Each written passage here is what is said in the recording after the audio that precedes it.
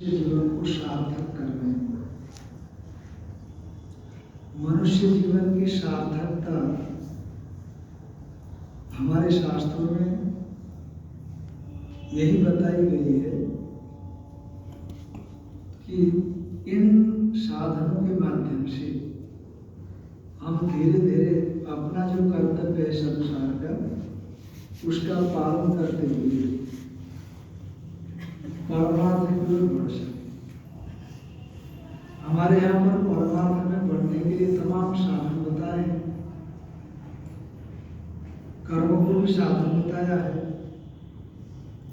भक्ति को भी साधन बताया है, योग को भी साधन बताया है, ज्ञान को भी साधन बताया है। तो सभी साधन तो व्यक्ति पकड़ नहीं सकता, पर हम प्रातः काल से उठने से लेकर जब तक सो नहीं जाते तब तक कुछ न कुछ कर्म करते रहते, कुछ न कुछ क्रियाएं बनती रहती। गहरी नींद में जाने के बाद आपके मन की क्रियाएं भी बंद हो जाती हैं, पर स्वप्न में भी मन की क्रियाएं चलती है और जागृत में तो चलती है।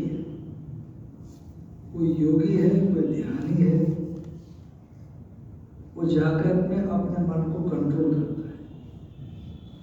वैसे जागृत दशा में उसका मन चलायमान नहीं होता, तो उसी को समाधि बोलते हैं।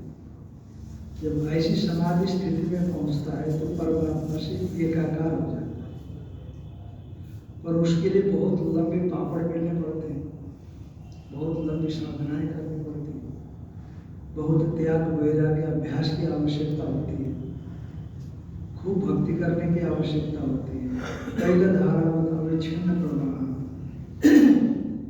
जैसे कढ़ाई में सब्जी बनाते हैं ना, तो आप कुकर में सब्जी बनाओ तो वैसे मजा नहीं आता। जब कढ़ाई में सब्जी बनाओ, सरसों के तेल लगा करके सब्जी को थोड़ा भूज लो, ज़्यादा पानी मत डालो, हल्का हल्का पानी डालो, और पानी भी उसको ढक कर ऊपर जो थाली होती है, थाली में गर्म पानी करके धीरे धीरे डालो, तो उसमें टेस्ट होता है। तो धीरे उसमें समय लगता है, धैर्य के साथ काम करना पड़ता है, जल्दबाजी नहीं होता। तो उसी तरह से ये जो साधन है, ये भी जल्दबाजी में होने वाली चीज नहीं होती। जैसे जब तक 9 महीना पूरा नहीं होता तब तक बच्चा नहीं होता, जब तक साल भर नहीं होता तब तक एक क्लास से दूसरे क्लास में बच्चा नहीं जाता। साल भर आपको साधना करनी है और उसके बाद फिर रिजल्ट एग्जाम देनी है, फिर उसके बाद रिजल्ट आता है। जल्दबाजी करने से कुछ नहीं होता, पर आप लगे रहेंगे और ईमानदारी से लगे रहेंगे, तो वही ईमानदारी हम लोगों के पास नहीं है। संसार में ही मन का खिंचाव हो जाता है, संसार में ही मन की आसक्ति होती है, लगाव होता है। रामकृष्ण परमहंसदेव कहा करते थे, एक विषय कामी पुरुष, उसका विषयों के प्रति जो आसक्ति और माँ का संतान के प्रति जो आसक्ति, लोभी का धन के प्रति जो आसक्ति, ये तीनों आसक्तियां इकट्ठे हो और इस आसक्ति का संबंध भगवान के साथ हो जाए। सब कर ममता ताग बटोरी, तुलसीदास जी कहते, एक भरोसा, एक बल, एक आस विश्वास, एक राम घनश्याम हित, चातक तुलसीदास। बस मुझे तो वही चाहिए, दूसरा नहीं। मेरे तो गिरधर गोपाल तुझो न कोई ले, समंजसत्वा विरह्य कांक्षी, ननाक पृष्ठम न च सार्वभौमं नरसाधिपत्यम। वृत्रासुर कहते हैं, मुझे कुछ भी नहीं चाहिए, क्या चाहिए? सामान्य सत्वा विराही एकादशी। बस हम तो केवल आपके विरह में रोना चाहते हैं। केवल जब किसी के विरह में कोई रोता है तो उसी की याद बनती है, दूसरे की नहीं। जो गणित दुनियादारी की है वही गणित आप अलग है। तो उसी को हम लोग भक्ति बोलते हैं। भक्ति में बड़ी ताकत होती है। भक्ति संसार में वो जो लगाव है जगत के प्रति उसको आसक्ति बोलते हैं, मोह बोल देते हैं। और यही आसक्ति भगवत प्राप्ति के लिए और निस्वार्थ भाव से केवल भगवान को ही पाने के लिए हो, उसको प्रेम बोलते हैं। पर आमतौर पर सामान्य लोगों में ऐसा प्रेम केवल भगवान को पाने के हिसाब से पैदा नहीं होता।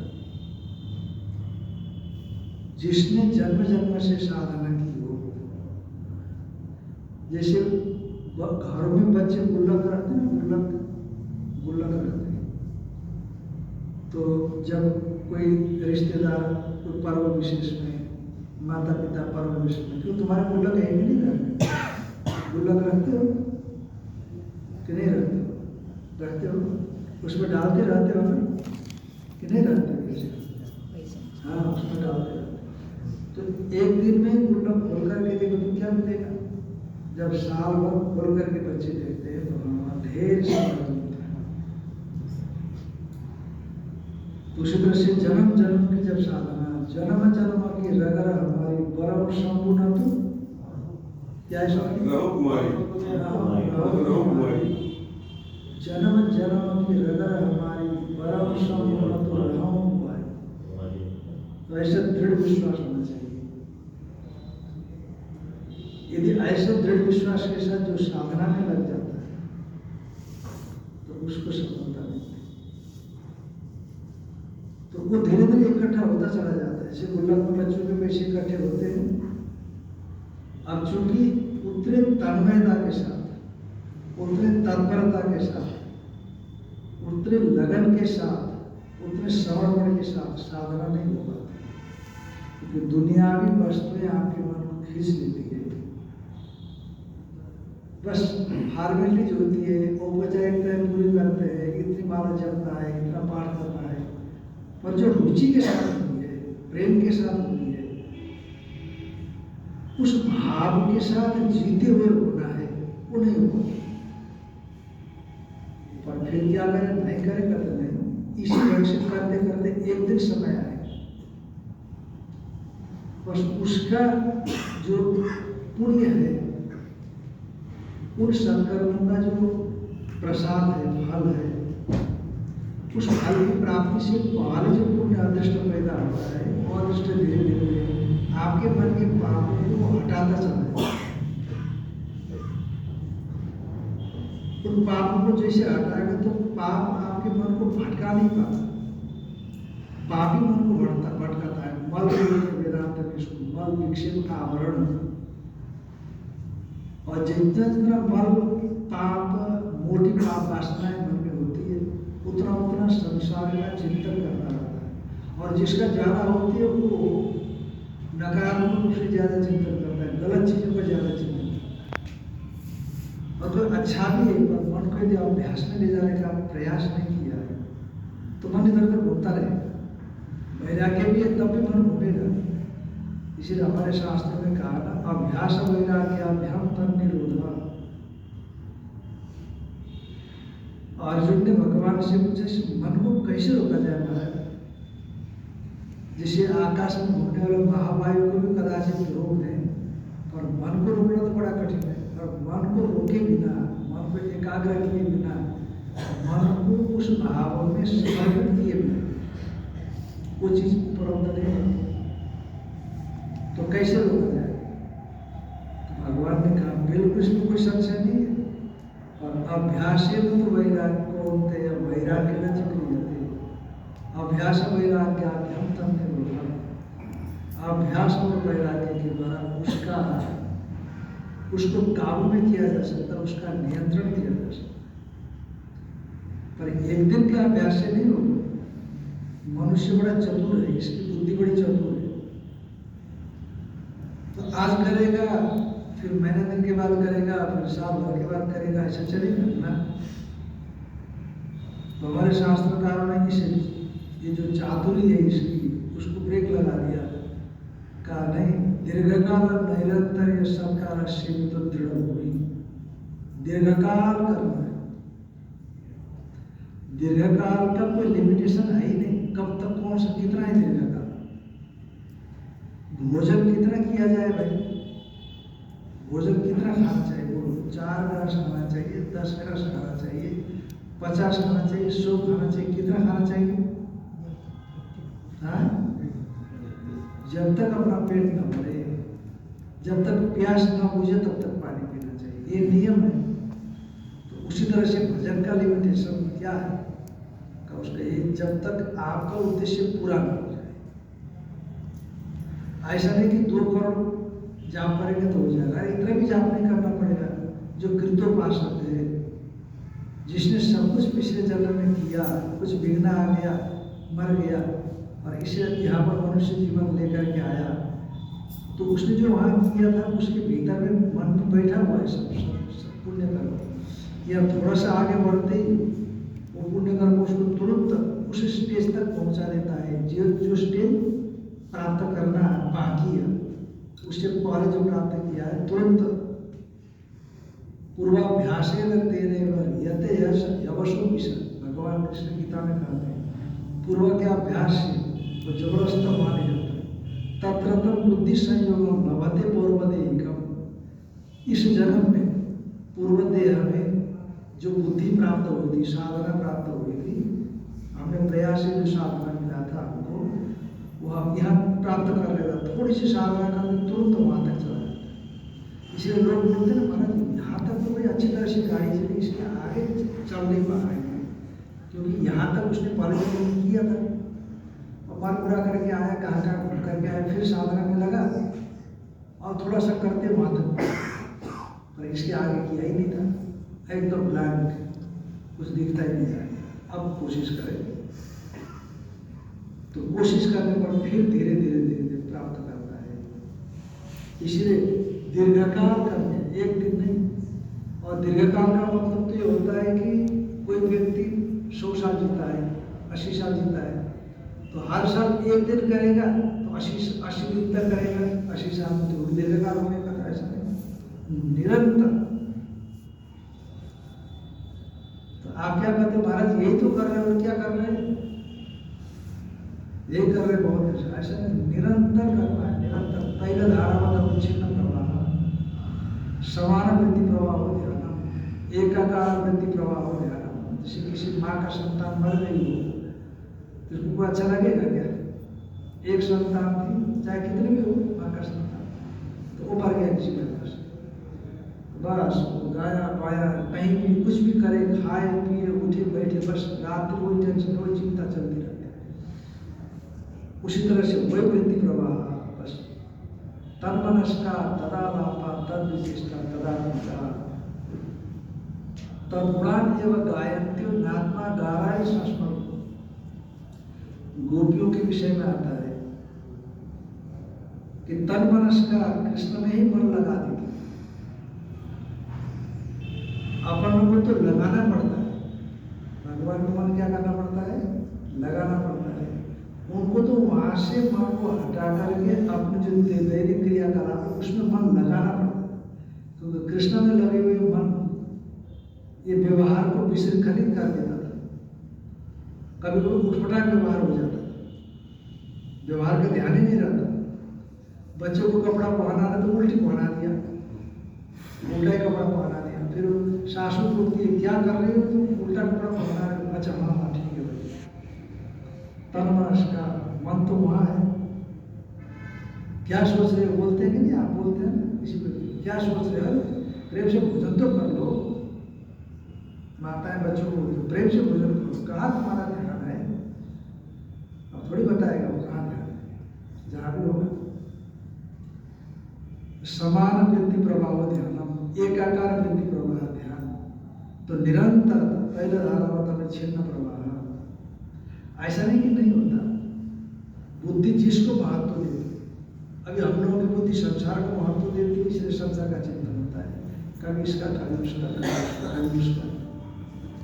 पर जिस दिन समझ में आया कि जीवन क्या चीज है, हम जिसको जीवन समझते हैं वो अधूरा है, वास्तव में जीवन तो कुछ दूसरा ही है, वो हमें पाना है।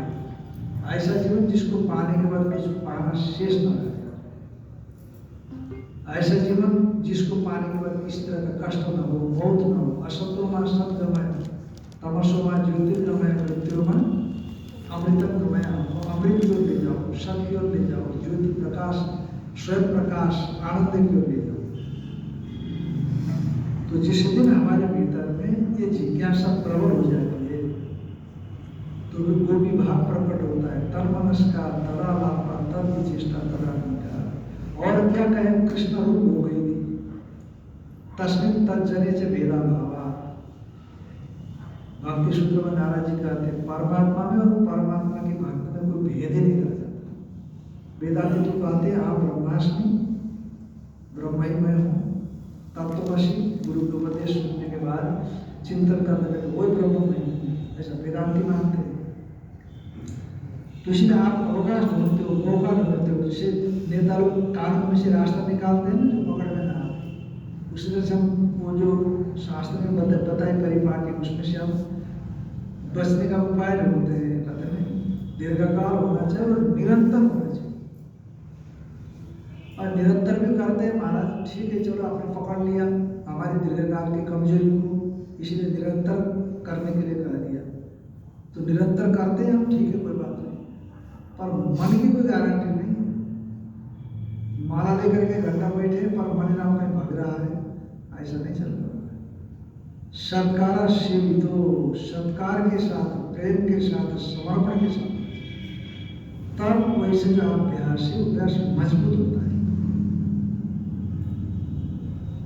जैसे नशा करते हैं, नशा करते हैं, आपने देखा होगा नशा करना, कोई तम्बाकू खाता है, कोई बीड़ी, कोई सिगरेट पीता है, कोई गुटखा ही खा लेते हैं।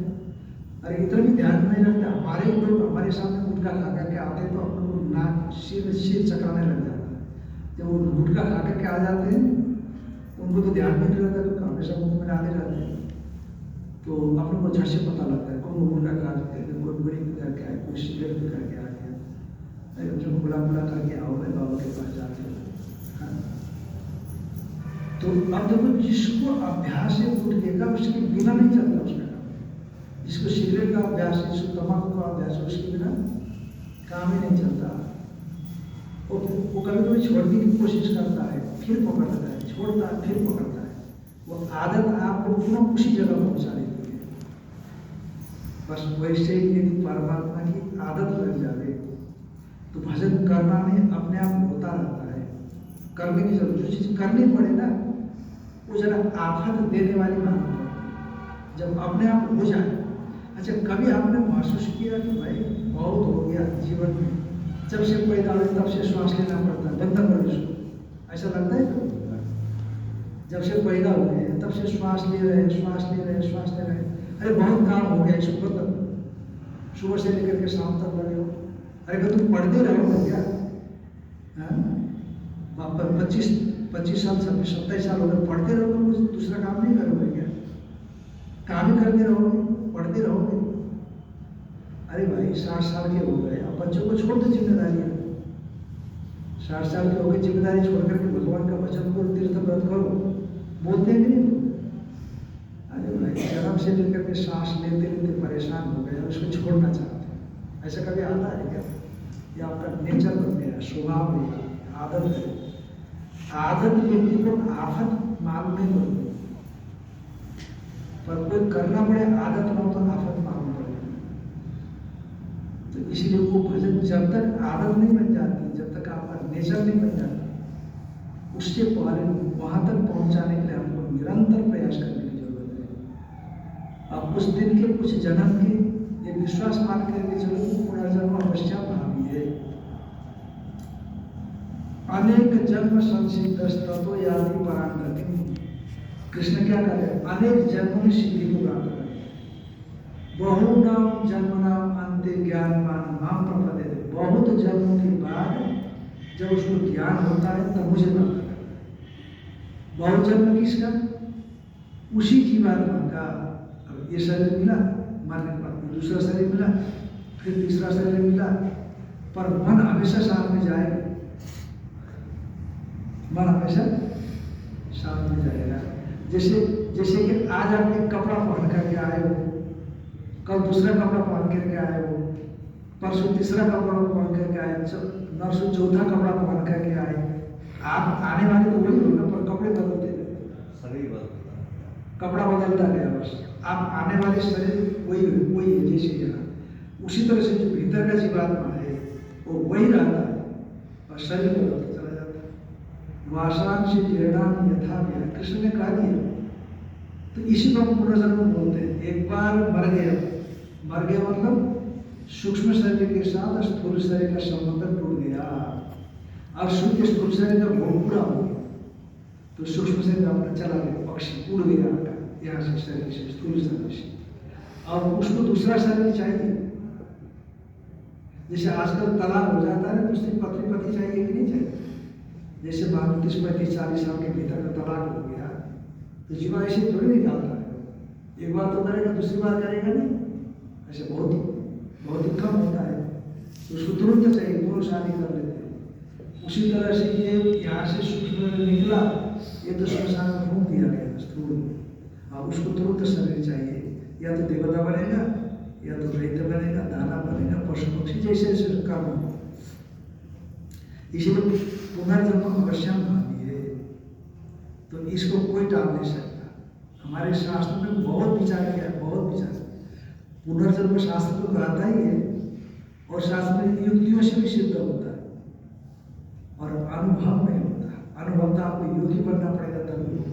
पहले जन्म में क्या थे, क्योंकि यदि पता लग जाए तो स्वाभाविक ही पता लग जाए तो भोग ही नहीं होगा आपके कर्म का। मान लो खुदा न खास्ता भगवान ऐसा ना करे कि आपको पता लग जाए पिछली बार आप सुअर थे, क्या थे, सुवर्णी थे। सुवर्णी के बहुत से बच्चे होते हैं, देखा होगा 10, 12, 15। वो लेती रहती है तो उसका थन से दूध खींचते रहते हैं बच्चे, और जब बच्चे दूध चूसते हैं तो पूरा शरीर हिलता रहता है। आपने देखा कि आप तो पिछले जन्म में वैसे ही थे, अब ये गाड़ी चले, आपको पता लग जाएगा कि पिछले जन्म में मेरे वो माता पिता थे, मेरी वो पत्नी वो पति रहे, मैं वैसे ऐसे घर में था, आज ऐसे घर में हूँ। तो जितने काल तक के लिए इस शरीर में कर्म का फल भोगना था वो नहीं चल सकता। इसलिए परमेश्वर कृपा करके हम लोगों के अंदर में ऐसी बुद्धि नहीं देता कि बिना साधना के, बिना किसी सिद्धि के आप पूर्वजन्म को जान सके। पर शास्त्र में बता देता है, पूर्वाभ्यास में तेरे अनेक जन्म संचित, तुम्हारे अनेक जन्म हो सकते। बहुने में व्यतीतानि जन्मानि तव चार्जुन तान्य हम वेद सर्वणेन तो व्यर्थ पड़ा। अर्जुन, तुम्हारे और हमारे बहुत से जन्म निकल रहे हैं, तुम्हारे हमारे बहुत जन्म हो चुके हैं, पर उन सब एक एक जन्म को मैं जानता हूँ कृष्ण, न तो व्यर्थ परंतु, पर तुम नहीं जानते हो। हमारे शास्त्रों में पुनर्जन्म को बिल्कुल होता ही है, सिद्धवत कृत्य है ही, ऐसा मान करके कहा जाता है। और युक्ति भी सिद्ध करती है पुनर्जन्म होता है, और जहाँ तक अनुभूति की बात है नहीं। इसीलिए मनुष्य जीवन भगवान ने दिया है। आप शास्त्र पढ़ सकते हो, जिसे कल बताया था, सत्संग कर सकते हो, और ये जन्म गया।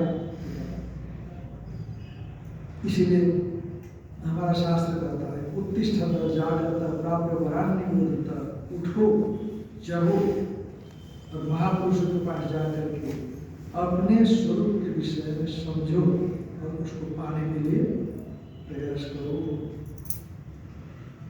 उठ जाग मुसाफिर घोर भई, बोलो आगे, कहा जो सोवत है, जो सोवत है वो है, जो जागत है। हमारे गुरुदेव सुनाया करते थे, दूध कहाँ मेरे बचपन का, कहाँ जग के पर नाले, इनसे मिलकर दूषित होने से ऐसा था कौन बचा ले। वह था जिससे चरण तुम्हारे हो सकता तो मैं न लजाता, अब तुम्हें अर्पित करने को मेरे पास बचा ही क्या है। एक बड़ा बुजुर्ग हो गया, बूढ़ा हो गया था कवि, तो उसके इर्द गिर्द में उसके शिष्य बैठे हुए थे। तो शिष्य ने कहा कि गुरुदेव अंतिम उपदेश दीजिए, अब शरीर में जाना है। तब ये विवाद आया, दूध कहा मेरे बचपन का, कहा जगह के पर डाले। कितना पवित्र मन था, देखो बच्चों का मन कितना पवित्र होता है बचपन में, है कि नहीं। हम व्यवहार और हम बड़े बड़े लोग झूठ बोलना सिखाते हैं, कपट करना सिखाते हैं, सच्चाई से बोलता है तो फिर डांट देते हैं। तुमको क्या पड़ी थी उसे बोलते, किसी से कुछ पैसा लिए थे या किसी से कोई व्यवहार था, व्यक्ति आया पकड़ने के लिए, तो पापा है कहता है बैठे, अरे तुमको क्या जरूरत थी बोलने की, नहीं ये बोल देना चाहिए था ना। अब बच्चे को पता ही नहीं कि कहाँ गलत है। कितना निर्मल मन था। दूध कहा मेरे बचपन का, मेरा पवित्र मन गजब था उसमें। कहाँ जग के पर नाले, कहाँ जग के पर नाले संसार, इनसे मिल गया। इनसे मिलना कौन था बचाने, कौन उस समय कोई आता, आचार्य मिलते, गुरु मिलते तब बचाए। वह था जिससे चरण तुम्हारे, इतना पवित्र मन से मैं आपके चरण धो लेता तो मैं लजाता नहीं। अब क्या मेरे जग के परनाम के साथ मिल करके मेरा पवित्र दूध मन, सुंदर मन एकदम गंदा हो गया। अब तुम्हें अर्पित करने को मेरे पास बचा ही नहीं है। अब तुम्हें अर्पित करने, क्या अर्पित करूं, इतना गंदा मन अर्पित करूं क्या, पवित्र मन आपको अर्पित करूं, तब तो आप स्वीकार कर दोगे। भगवान तो ये चाहता है ना, मैये को मन आदत सो मैं बुद्धि मेरे में मन लगाओ, मेरे में बुद्धि लगाओ। मां मनुष्य स्मरण, मेरा स्मरण करो, मन को भगवान में लगाओ बस। मन मना भाव मत भक्तो, मेरे में मन लगाओ, मेरा ही भजन करो। ये थोड़ा सा गड़बड़, भगवान ने पूरा मन लेना चाहता है, इधर कुछ लगाओ उधर कुछ लगाओ, उसको स्वीकार है ना। जैसे एक पति है, एक पत्नी है, वो पत्नी कहीं दो तीन जगह मन लगावे, पति दो तीन जगह मन लगावे तो कैसा होता है, गड़बड़ है कि नहीं। यहाँ आप भी 100% मन चाहते हैं, पति पत्नी 100% मन चाहते हैं। उसी कोई गणित भगवान में भी, भगवान का तो ना ऐसा नहीं चलेगा, तुम 100% मन यहाँ लगाओ, दुनिया से मन निकालो। और जब तक नहीं निकाल सकते तो दुनिया का काम करो, पर मन मेरे लिए करो। काम तो करो, मिलना तुम्हें को है, जो भी आप करोगे मिलेगा आप ही, पर मेरे लिए समर्पण की भावना से करो, भगवान के लिए कर रहा हूँ। पति में भगवान है, पत्नी में भगवान है, बच्चे में भगवान है, जिनकी हम सेवा करते हैं उनमें वही भगवान है, तो उसकी सेवा के लिए मैं ये काम कमाई कर रहा हूँ, भोजन बना रहा हूँ, झाड़ू लगा रहा हूँ, ये भगवान का घर है, घर को मंदिर। तो इस प्रकार से जब तक पूरी तरह से मन नहीं लगा सकते, इन सेवा को भगवत अर्पण भावना से करें। यद करोषि यदश्नासि यद जोषि, इसीलिए मैं गीता पढ़ना चाहिए, तो गीता में सब कुछ समाधान मिल जाएगा। यद करोषि यदश्नासि, जो करते हो, जो खाते हो, जो हवन करते हो, तत्कुरु सुमधर्म, वो सब कुछ मेरे को समर्पित। मन के साथ जब बच्चा 2 दिन 3 दिन नहीं खाता है, आप कितना विकल हो जाते हो। जब मतलब मम्मी मेरे को भूख लगी, मेरे को खिलाओ, हाँ बड़ा भी होना आप खिलाने के लिए तुरंत लालायित हो जाते हो, नहीं होते हैं। उसी तरह से भगवान के लिए मैं कर रहा हूँ, फिर वहाँ बेईमानी के लिए जगह नहीं रहेगी, क्योंकि बेईमान को भगवान नहीं मिल सकता, झूठ किसी का भी भगवान को नहीं पाया जा सकता। यही तो हमारे यहाँ की संस्कृति थी, इसलिए पुलिस की जरूरत नहीं पड़ती थी, फौज की जरूरत नहीं पड़ती थी, सिखाने की जरूरत नहीं पड़ती थी। बच्चा आपको देख करके सीख लेगा, अपने आप में संस्कार आते थे, इसलिए गलत काम कर ही नहीं सकता। अब मन में सब गलती भरा पड़ा है, तो अवसर दे करके गलत काम कर लेता है, और वो गलत रहता ही नहीं था पढ़ाने से। इसलिए चाहे आप खुले में हो, चाहे आप एकांत में हो, तो गलत होने की संभावना ही खत्म हो जाएगी, क्योंकि उचित पवित्र करना। क्योंकि मन में जैसा सोच बनाओ तो आप क्रिया तो वैसी करोगे शरीर से। यदि मन ठीक है तो शरीर से क्रिया ठीक करोगे, मन गलत है तो शरीर से क्रिया गलत करोगे। तो इसीलिए ये हम लोग को निरंतर प्रयास करना है। तो गजान मुसाफिर भूरा भाई अब रहे न कहा जो शोभत है, जो शोभत है वो खोबत है, जो जागत है वह पावत है। बोलिए सच्चिदानंद भगवान की जय। श्री सद्गुरुदेव भगवान की जय।